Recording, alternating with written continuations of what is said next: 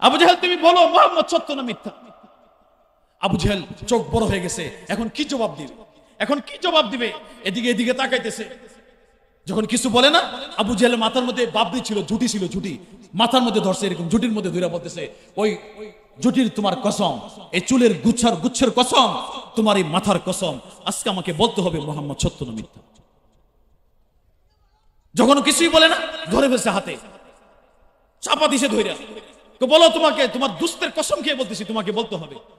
এই বারবার যখন বলতেছে, লাস্ট পর্যন্ত আবু জেহেল উপায়ন্তর না দেখে সত্য কথা বলতে বাধ্য হইছে। আবু জেহেল কি বলছে শুনেন। আবু জেহেল বলে, হে আখনাস, ওই কাবার, ওই রবের দিকে তাকাও, ওই কাবার দিকে তাকাও।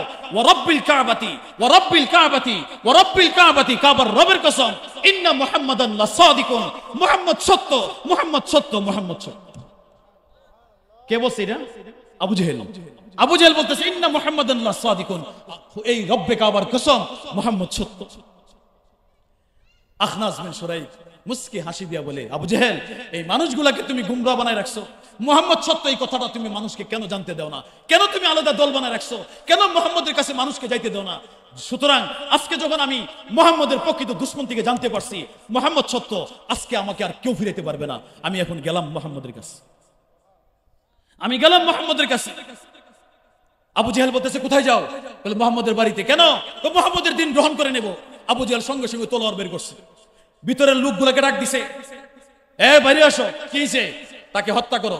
আখনাস বিন শুরাইক বলেন, আবু জেহেল, তুমি জানো আমি আখনাস তীর চালানোর ব্যাপারে কতটুকু আমি দক্ষ, আমি তীর চালানোর ব্যাপারে, তলোয়ার চালানোর ব্যাপারে কতটুকু দক্ষতা আমার আছে তোমার ভালোই জানা আছে।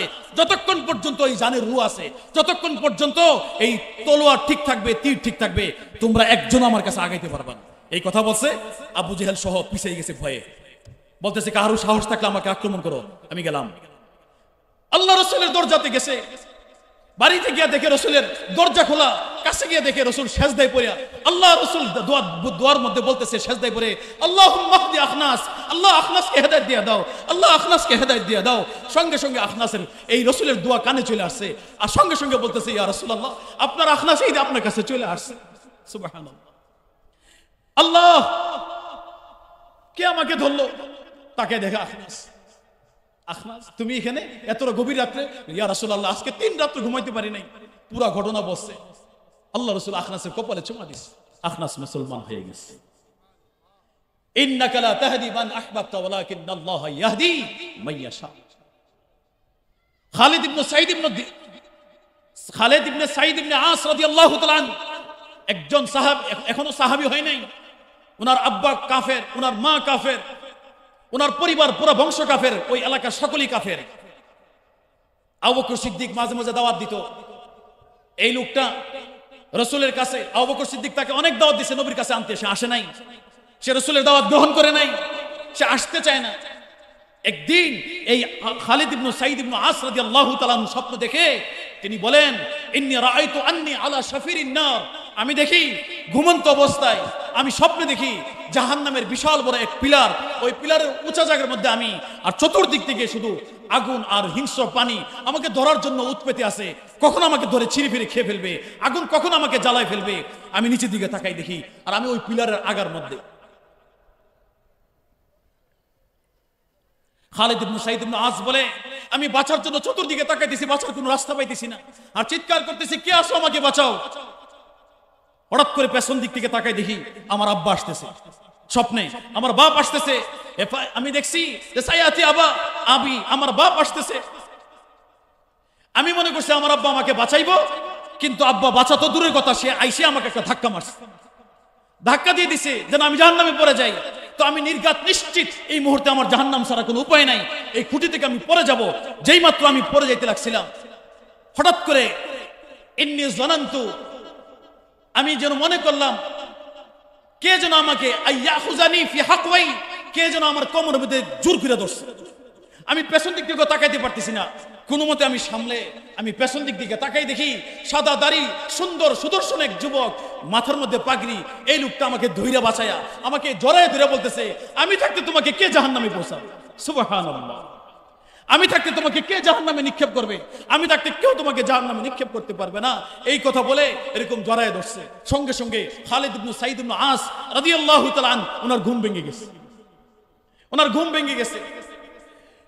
ওনারা রাত্রে ঘুম নাই, ঘর থেকে বেরিয়ে চিৎকার করতেছে, হায় আমি কি দেখলাম, হায় আমি কি দেখলাম। এই কথাও চিৎকার দিয়ে বলতেছে। সকালবেলা আবু বকর সিদ্দিকের সাথে সাক্ষাৎ। বলতেছে, ভাই এই স্বপ্ন দেখছি আপনি, আমি রাত্রে এই স্বপ্ন দেখছি, এখন আমার বাঁচার কি উপায়? আর যে লোকটাকে আমি দেখছি আমাকে ধরে জাহান্নামে নিক্ষেপ অবস্থা থেকে আমাকে বাঁচাইলো, আমাকে জড়ায় ধরলো, আর আমাকে বলতেছে আমি থাকতে তোমাকে কে জাহান্নামে পৌঁছাবে?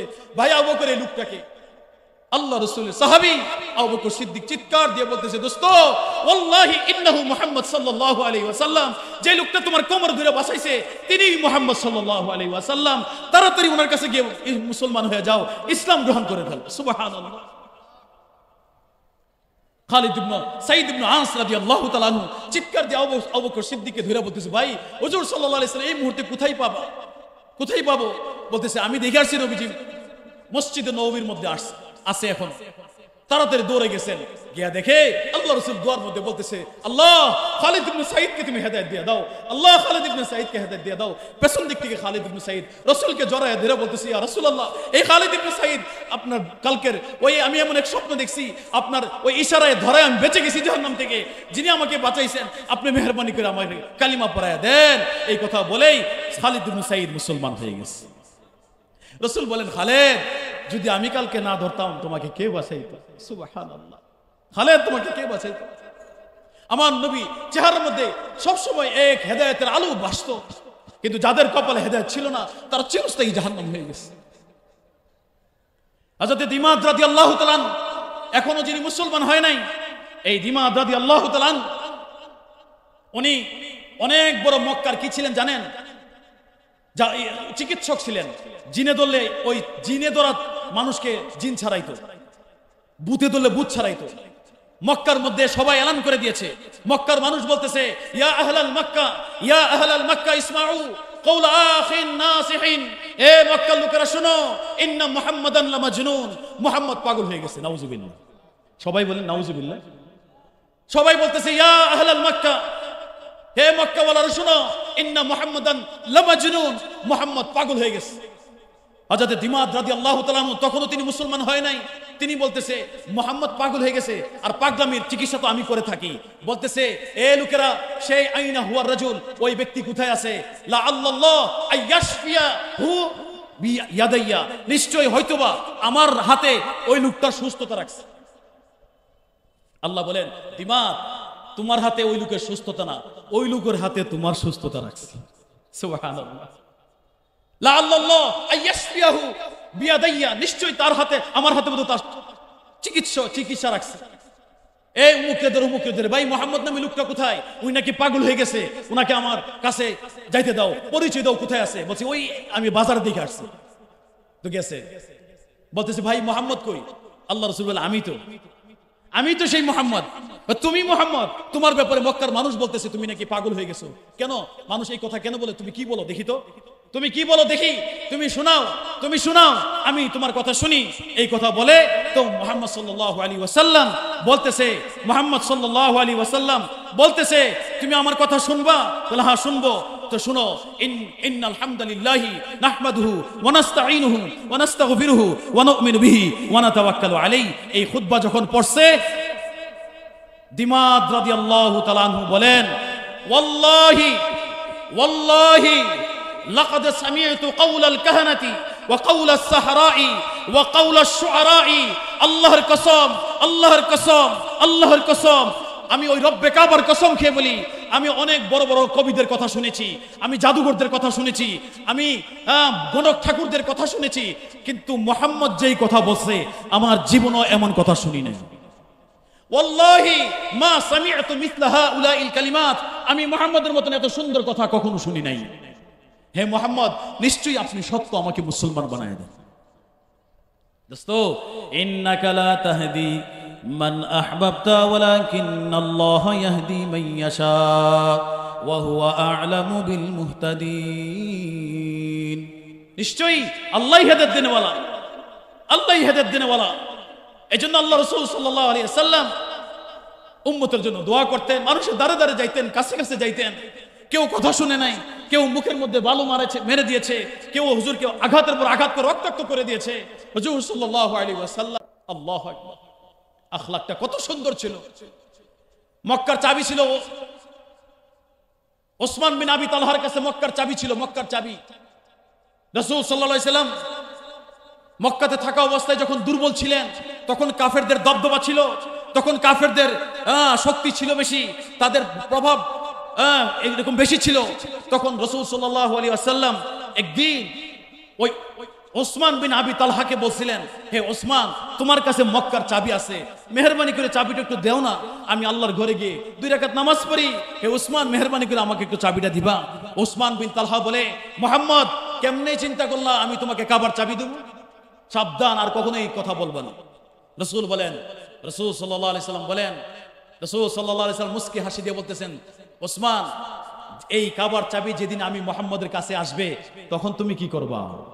তখন তুমি কি করবা? কোশ্চিন কালো না। যেদিন মক্কা বিজয় হয়, রাসূল সাল্লাল্লাহু আলাইহি সাল্লাম মক্কা থেকে মদিনা চলে গেছেন, তারা হত্যা করতে চাইছিল, মদিনাতে চলে গেছেন।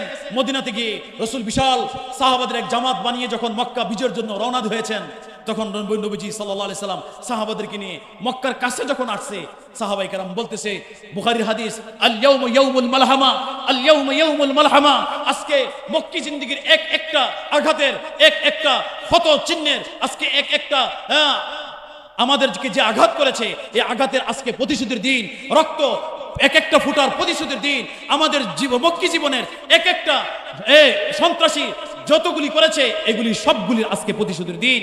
সাহাবায়ে কেরাম বলতেছে। আল্লাহ রাসূল বলেন যে সাহাবায়ে কেরামের এই জবানের কথা শুনে আমি মক্কা ঢুকি নাই।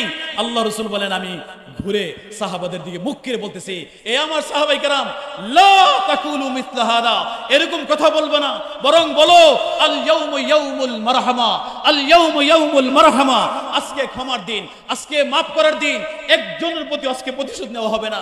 মক্কায় যারা আছে আজকে তারা দুর্বল, আমাদেরকে আজকে শক্তিশালী আল্লাহ বানাই দিয়েছেন।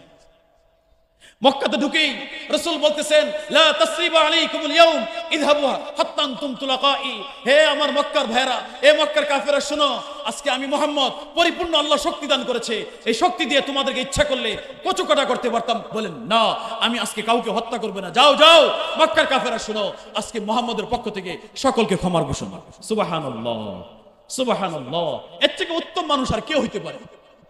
নবী বলেন, মান দাখালা ফি দারি আবি সুফিয়ান ফাহুয়া আমিনা, ওমান দাখালা ফি বাইতিল্লাহ ফাহুয়া আমিনা, ওমান ইয়াদু ইলাইয়া ফাহুয়া আমিনা, ওমান আমানা ফাহুয়া আমিনা, ওমান ইউমিন ফাহুয়া আমিনা। যে মুমিন হবে, যে ইসলাম গ্রহণ করবে, সে নিরাপদ। আবু সুফিয়ানের ঘরে যে ঢুকবে সে নিরাপদ, সে যে বাইতুল্লাহতে ঢুকবে সে নিরাপদ, যারা আমাদের কাছে সিলিন্ডার হবে সে নিরাপদ। সুবহানাল্লাহ। রাসূল সাল্লাল্লাহু আলাইহি সাল্লাম ওই মক্কি জিন্দেগি মনে আছে? ওসমান বিন আবি তালহার কথা মনে আছে? নবীজির চাবি চাইছিল নামাজ পড়ার জন্য, সে চাবি দেয় নাই। নবী বলছিলেন, এই চাবি যেদিন আমার কাছে আসবে তুমি কি বলবা? তখন আল্লাহ রাসূল আলীকে বলতেছে, আলী, উত্তবহ, ওই ওসমানকে তালাশ করো, কোথায় আছে, এরা আমার কাছে নিয়ে আয়। তালাশ করতে করতে করতে গিয়া দেখে আবু সুফিয়ানের ঘরে লুকাইছে। আলী তারে ঘাড়ে ধরে দেয় আনছে, নবীজির কাছে পেশ করছে। আল্লাহ রাসূল বলেন, ওসমান, ইরফা রাসাক, মাথা উঠাও, মাথা উঠাও, মাথা উঠাও। মাথা উঠাইছে। ওসমান, আমি বলছিলাম এই চাবি একদিন আমার হাতে আসবে, তুই বলছিলি একদিনও আসবে না, এখন কিছু বলবো না, এখন আমার অন্তরের কলিজাটাকে ঠান্ডা করবো, চাবি দাও, আমি আমার আল্লাহর ঘরে নামাজ পড়বো, চাবি দে। তো আসছে, এখন তোর কোনো চুচেরা নাই, চুচেরা গেলে খবর আছে, এই চাবিটা কোমর থেকে বাইর করে দিয়ে দিস, চাবিটা কোমর থেকে বাইর করে দিস। আল্লাহ রাসূল বলেন, ওমর, এরে ধরে রাখো, এ যেন না যায়, আমি আমার কলিজাকে ঠান্ডা করে আসি। রাসূল সাল্লাল্লাহু আলাইহি সাল্লাম বাইতুল্লাহর ভিতরে ঢুকছে, 2 রাকাত 4 রাকাত যত রাকাত পারছে নামাজ পড়ছে, নামাজ পড়ে আসছে। ওমর মনে করতেছে, রাদিয়াল্লাহু তাআলা মনে করতেছে, এই শুভ কাজটা আমাকে বোধহয় নবীজি দিবে তার গর্দান দেহ থেকে আলাদা করার জন্য। আলী মনে করতেছে, এই তার গর্দান ফালানোর দায়িত্বটা আল্লাহ আমাকে দিবেন, রাসূল আমাকে দিবেন। এক এক সাহাবী মনস্থ করে আছে, আশা নিয়ে বসে আছে, হয়তোবা নবীজি তার এই হত্যার দায়িত্বটা আমাকে দিবে। কিন্তু রাসূলের দিলে কি কেউ জানে না, রাসূলের দিলে কি কেউ জানে না। আল্লাহ রাসূল সাল্লাল্লাহু আলাইহি ওয়াসাল্লাম সবাই অপেক্ষিত, নবীজি এখন কি আচরণ করতে যাইতেছেন, নবীজি এখন কেমন আখলাক করতে যাইতেছেন, কেমন আখলাক, নবীজি এখন এই মক্কার কাফের মুসলমান সবাই এখন কেমন আখলাক দেখতে অপেক্ষিত, কেউ জানেন রাসূল এখন কি করবেন। রাসূল সাল্লাল্লাহু আলাইহি সাল্লাম চাবিটা হাতে নিয়ে বলতেছে, ওসমান তোমার হাতটা দাও, তোমার হাত দাও। অন্যরা মনে করতেছে নবীজি তার হাত কাটবে, কেউ মনে করতেছে নবী তার হাতে ধরে গর্দান কেটে দিবে। ওসমান হাত বাড়াইছে, রাসূল সাল্লাল্লাহু আলাইহি সাল্লাম চাবিটা নিয়ে বলতেছেন, খুযহু খালিদান, খুযহু খালিদান, খুযহু খালিদান। হে ওসমান, এই নাও কাবার চাবি, কিয়ামত পর্যন্ত তোমার বাড়িতে, তোমার কাছে, তোমার বংশের কাছে এই কাবার চাবি থাকবে। আমি নবীর কাবার চাবির কোনো দরকার নেই, আমার তো কলিজা ঠান্ডা করা দরকার। এই জন্য আমি আমার রবের ঘরের মধ্যে গিয়ে কলিজা ঠান্ডা করে আসছি। ওসমান, যে আচরণ তুমি আমার সাথে করেছিলে মক্কি জিন্দেগিতে, আমার পাল্টা বিপরীত আচরণ কেমন হওয়া দরকার ছিল, আমি কিছুই করি নাই। যাও যাও, তোমাকে মাফ করে দিলাম। ওসমান বলে, যেই লোকটা সম্পূর্ণ স্বাধীন আছে আমাকে হত্যা করার, সম্পূর্ণ বিচার করার স্বাধীনতা থাকা সত্ত্বেও যে লোকটা আমাকে মাফ করে দিল, এই লোকটা সবচেয়ে উত্তম মানুষ মদিনা না, তাম বিশ্বের মধ্যে এর থেকে উত্তম চরিত্রের মানুষ আর হইতে পারে না। হে নবী, আমাকে মুসলমান বানায় দেন। হে নবী, আমাকে মুসলমান বানায় দেন। এই জন্য লম্বা কথা না, যেটা বলতেছিলাম, হেদায়েতের দিকে আমরা নিজেদেরকে, মসজিদের দিকে, কল্যাণের দিকে, মাহফিলের দিকে, ওলামাদের দিকে, আহলে হক যেখানে আছে ওইখানে আমরা সকলেই জমে যাব। ইনশাআল্লাহ হেদায়েতের রাস্তা আল্লাহ খুলে দিবেন। ওয়াল্লাযীনা জাহাদু ফিনা লানাহদিয়াহুম সুবুলানা ওয়া ইন্নাল্লাহা লামাআল মুহসিনিন।